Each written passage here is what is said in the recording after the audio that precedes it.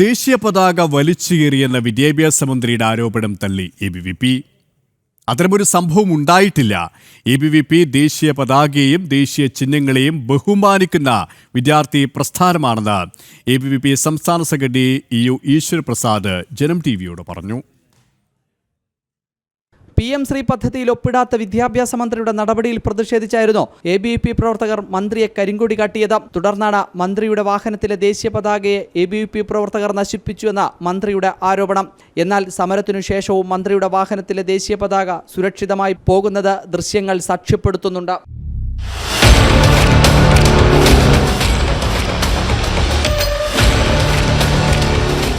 എന്നാൽ ആരോപണം പൂർണ്ണമായും തള്ളുകയാണ് ABVP.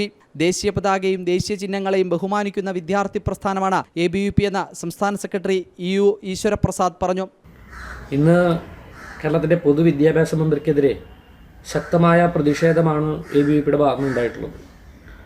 പക്ഷേ അതിനുശേഷം തെറ്റായ പ്രസ്താവനകൾ ABVPക്കെതിരെ ഈ പൊതുവിദ്യാഭ്യാസ മന്ത്രി നടത്തുകയുണ്ടായി.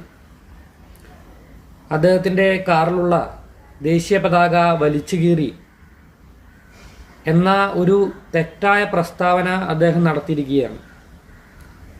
ABVPയുടെ പ്രതിഷേധത്തിന് ശേഷം അദ്ദേഹത്തിൻ്റെ കാർ മൂവ് ചെയ്യുന്ന സമയത്തും കാണാൻ വേണ്ടി സാധിക്കും അദ്ദേഹത്തിൻ്റെ ആ കാറിലെ ദേശീയ പതാകയ്ക്ക് ഒരു കേടുപാടും വരുത്തിയിട്ടില്ല എന്നുള്ളത്. ABVP എന്നും ഭാരതത്തിൻ്റെ ദേശീയ പതാകയെയും ഭരണഘടനയെയും ബഹുമാനിച്ചും അംഗീകരിച്ചും മുന്നോട്ട് പോകുന്ന സംഘടനയാണ്. പക്ഷേ ദേശീയ പതാകയെ അംഗീകരിക്കാത്ത അല്ലെങ്കിൽ ഭരണഘടനാ പദവിയുള്ള ഗവർണറെ പോലെയുള്ള ആളുകളെ അപമാനിക്കുകയും ഭരണഘടനയെ അവഹേളിക്കുകയും ചെയ്യുന്ന കേരളത്തിലെ പൊതുവിദ്യാഭ്യാസ മന്ത്രി ഈ വിഷയങ്ങളെ തെറ്റായ രീതിയിൽ വ്യാഖ്യാനിക്കുകയാണ്. ആ പ്രതിഷേധത്തിൽ ABVP PM ശ്രീ പദ്ധതിയിൽ ഒപ്പുവെക്കണം, അതോടൊപ്പം തന്നെ വിദ്യാർത്ഥികൾക്ക് മാതൃകയാവേണ്ട വിദ്യാഭ്യാസ മന്ത്രി പ്രോട്ടോകോൾ ലംഘിച്ചു എന്നുള്ള വിഷയങ്ങൾ ABVP ഉന്നയിച്ചിട്ടുണ്ട്.